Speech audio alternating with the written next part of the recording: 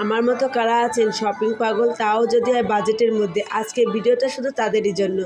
আসসালামু আলাইকুম এভরিওয়ান, চলে গেছি আমি মিরপুর 10 হোপ মার্কেটে। এখানে অনেক কিছুই পাওয়া যায় বাজেটের মধ্যে। স্টিলের দোকান, এখানে 50 টাকা থেকে 1000 টাকার মধ্যে আপনাদের পছন্দসই জিনিস পেয়ে যাবেন। এখান থেকে আমি কিছু জিনিস কিনেছি। এখানে চলে গেছি সিরামিকের দোকানে। এখানে মূল্য শুরু হয়েছে 100 টাকা থেকে 1000 টাকার মধ্যে।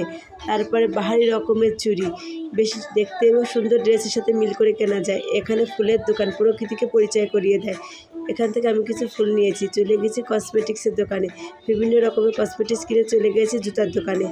এখানে স্যান্ডেলগুলো দেখতেও ভালো এবং আরামদায়ক। এর প্রাইস 150 টাকা থেকে 250 টাকার মধ্যে।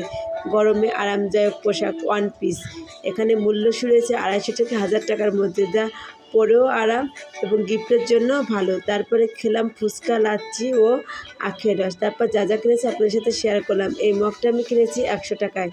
এই টিপটটার মূল্য মাত্র 200 টাকা। আপনাদের পছন্দসই জিনিস এখানে অবশ্যই পেয়ে যাবেন, তবে দামাদার করে কিনতে হবে। এই ফুলের টপের মূল্য 100 টাকা। এই মগটা আমি কিনেছি 150 টাকা দিয়ে। আর এই ছোটো ছোটো জিনিস, এগুলো মূল্য শুনলে অবাক হয়ে যাবেন, মাত্র 50 টাকা করে। দেখতেও বেশ সুন্দর ছোটো ছোটো জিনিস। এই মাছটার মূল্য ছিল 100 টাকা। সব হাতের নাগালেই দাম।